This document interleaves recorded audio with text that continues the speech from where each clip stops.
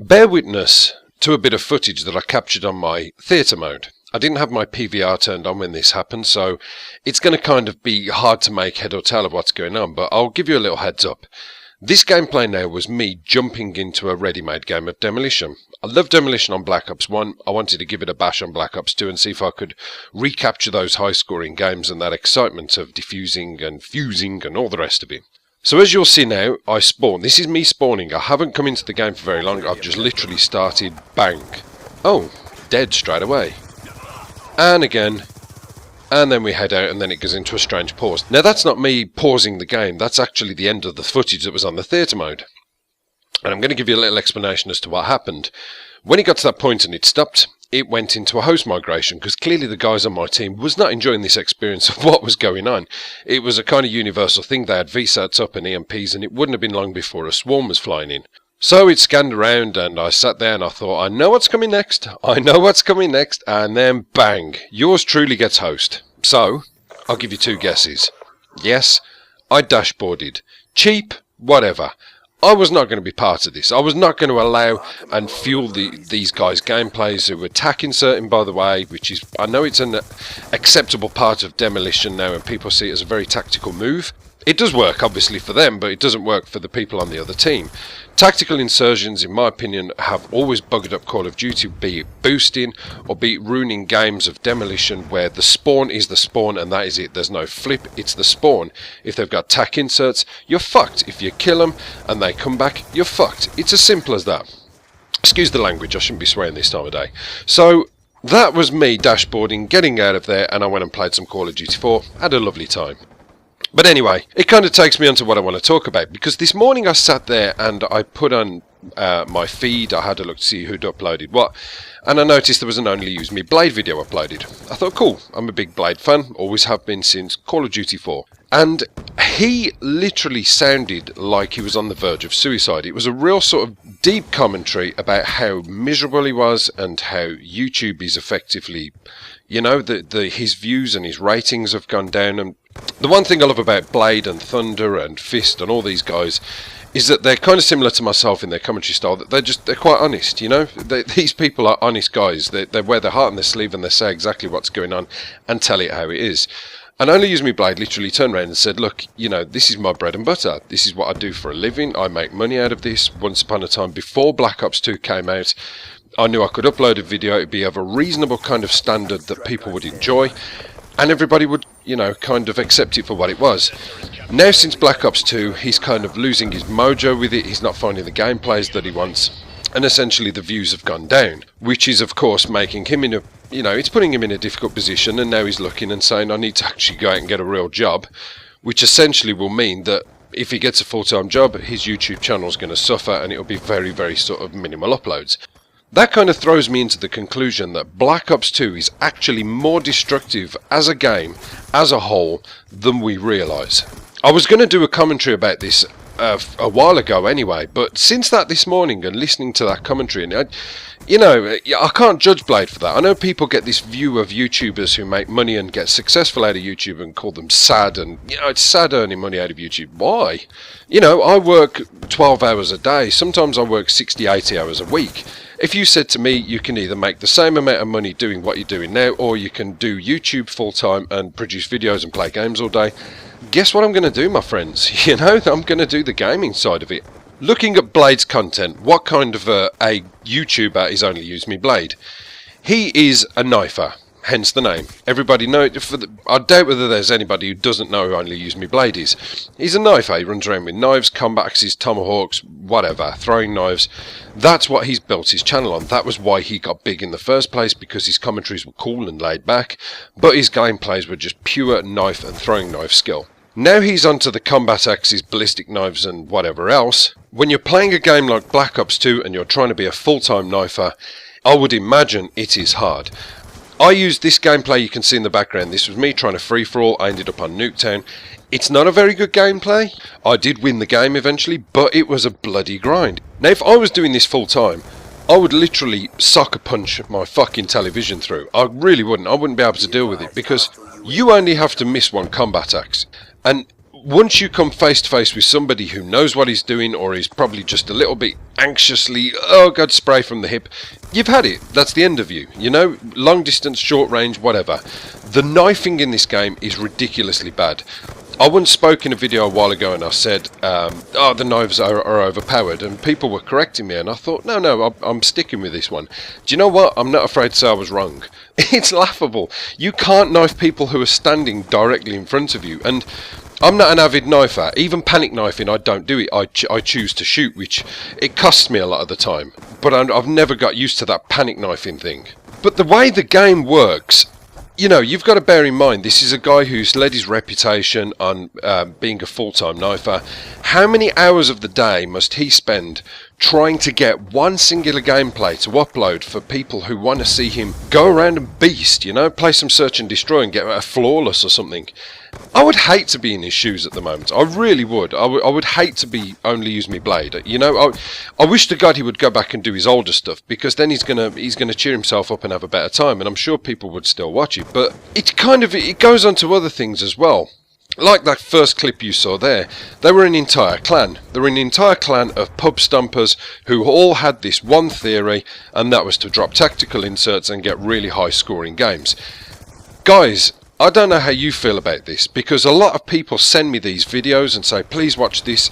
It's a video of blah blah blah, some YouTuber that I actually know who's got a reasonable sized channel and he knows me. Click a like on it and spread the word what bullshit it is. And it's literally like this guy, and he's got a whole team of support, and they're all running UAVs, and he's got dyers on the other team, and he's getting 200 plus gameplays, and this guy's channel is exploding because of these really high scoring games. And I know a lot of you, when I talked about it before, said, I'm not interested in these high scoring games.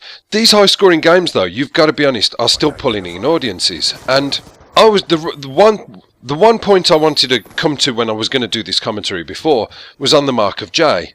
Now, the Mark of J, again, has been one of my favourite YouTubers since day one. He was, you know, even though his commentary style is totally different to anything that I could ever do because of his high energies, and I'm not like that, he was a big inspiration for me to get started and to introduce something different. You know, there's been a lot of Mark of J's ever since, but there really is only one. The last video he posted and the last tweet that he posted, I believe, I could be wrong, but I believe it was on the 26th of May. The Mark of J has gone off the radar. He's finished. He's gone.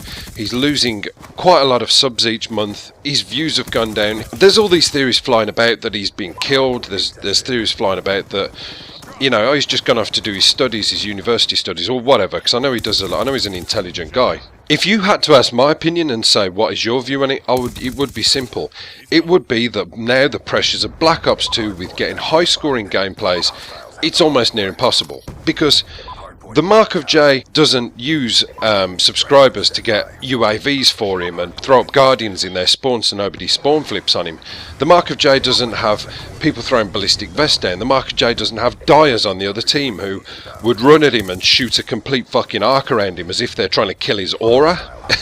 They've got no aim at all and he just kills them dead, and guess what? They've spawned straight in front of him again and they still don't shoot. They shoot the UAV that's in the sky. I still believe he's one of the best players out there, but he's in this competitive market now where once upon a time his 80 and 90 plus gameplays to him felt like he was uploading something pretty damn special. Now realistically, what's 80, 90 plus? You know, for the people who want to see these games, these high scoring, high value games, 80, 90 plus is chicken feed. You know, they want to see 100, 200, 300. Is there a 400? I'm guessing there probably is. I'm guessing there's probably a 400 plus gameplay out there, and then where does it go from there? We got 500s. Are we going to see a 600 to 1,000 gameplay?